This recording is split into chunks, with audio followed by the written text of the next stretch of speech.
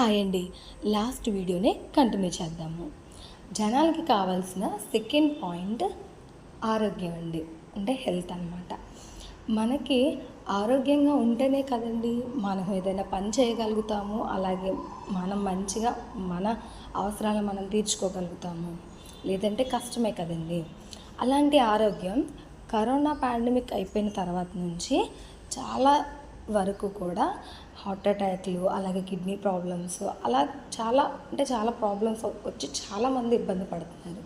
దాని గురించి మనం ట్రీట్మెంట్ చేయించుకోవాలి అంటే విజయవాడ, వైజాగ్, రాజమండ్రి, గుంటూరు ఇలాంటి పెద్ద పెద్ద సిటీస్కి వెళ్ళాలి. అలాగే అక్కడికి వెళ్ళిన తర్వాత ప్రైవేట్ హాస్పిటల్కి వెళ్ళి వైద్యం చేయించుకోవాలి. ఎందుకు అంటే గవర్నమెంట్ హాస్పిటల్కి వెళ్తే రిటర్న్ వస్తామో రాదో అని మనకు భయం.